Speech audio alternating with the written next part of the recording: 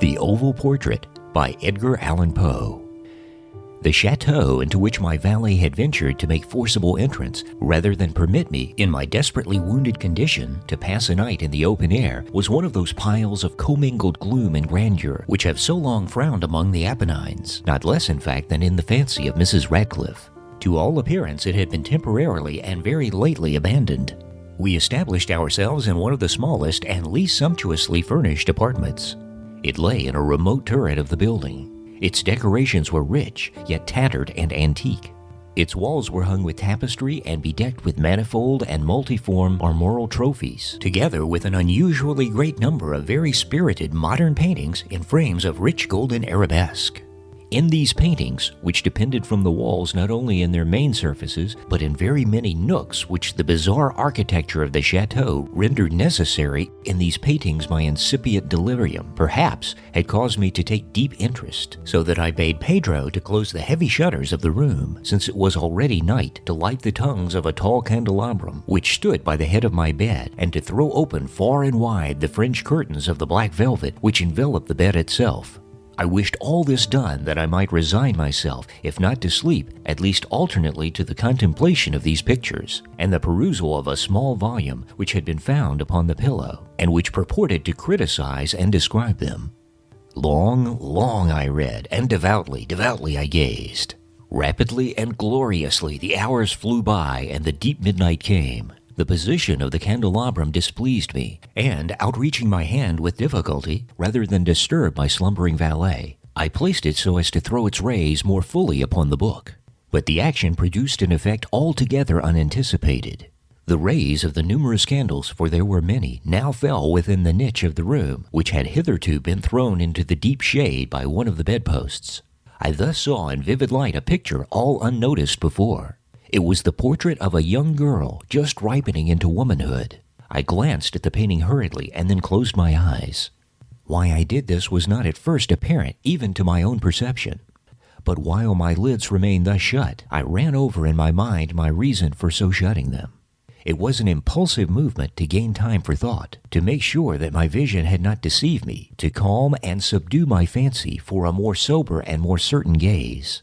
In a very few moments I again looked fixedly at the painting. That I now saw aright I could not and would not doubt, for the first flashing of the candles upon that canvas had seemed to dissipate the dreamy stupor which was stealing over my senses, and to startle me at once into waking life. The portrait, I have already said, was that of a young girl. It was a mere head and shoulders, done in what is technically termed a vignette manner, much in the style of the favorite heads of Sully. The arms, the bosom, and even the ends of the radiant hair melted imperceptibly into the vague yet deep shadow which formed the background of the whole. The frame was oval, richly gilded and filigreed in Moresque. As a thing of art, nothing could be more admirable than the painting itself, but it could have been neither the execution of the work nor the immortal beauty of the countenance, which had so suddenly and so vehemently moved me. Least of all could it have been that my fancy, shaken from its half-slumber, had mistaken the head for that of a living person. I saw at once that the peculiarities of the design, of the vignetting, and of the frame must have instantly dispelled such idea, must have prevented even its momentary entertainment. Thinking earnestly upon these points, I remained, for an hour perhaps, half sitting, half reclining, with my vision riveted upon the portrait. At length, satisfied with the true secret of its effect, I fell back within the bed. I had found the spell of the picture in an absolute life-likeness of expression, which, at first startling, finally confounded, subdued, and appalled me. With deep and reverent awe I replaced the candelabrum in its former position. The cause of my deep agitation being thus shut from view, I sought eagerly the volume which discussed the paintings and their histories. Turning to the number which designated the oval portrait, I there read the vague and quaint words which follow.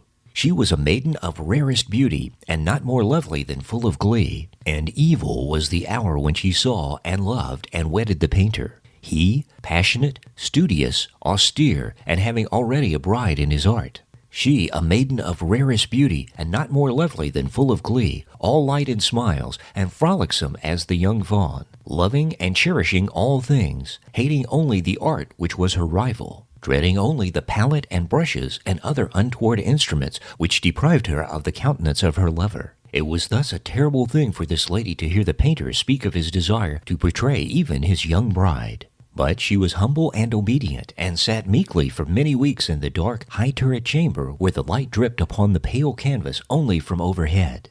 But he, the painter, took glory in his work, which went on from hour to hour and day to day. And he was a passionate and wild and moody man who became lost in his reveries, so that he would not see that the light which fell so ghastly on that lone turret withered the health and the spirits of his bride, who pined visibly to all but him. Yet she smiled on and still on, uncomplainingly, because she saw that the painter, who had high renown and took a fervid and burning pleasure in his task, and wrought day and night to depict her who so loved him, yet who grew daily more dispirited and weak. And in sooth, some who beheld the portrait spoke of its resemblance in low words, as a mighty marvel, and a proof not less of the power of the painter than of his deep love for her who he depicted so surprisingly well. But at length, as the labor drew nearer to its conclusion, there were admitted none into the turret, for the painter had grown wild at the ardor of his work, and turned his eyes from canvas merely even to regard the countenance of his wife. And he would not see that the tints which he spread upon the canvas were drawn from the cheeks of her who sat beside him. And when many weeks had passed, and but little remained to do, save one brush upon the mouth and one tint upon the eye, the spirit of the lady again flickered up as the flame within the socket of the lamp. And then the brush was given, and then the tint was placed, and for one moment the painter stood entranced before the work which he had wrought. But in the next, while he gazed, he grew tremulous and very pallid and aghast, and crying with a loud voice, "This is indeed life itself," turned suddenly to regard his beloved. She was dead. End of The Oval Portrait by Edgar Allan Poe. Recording by Don Alsop.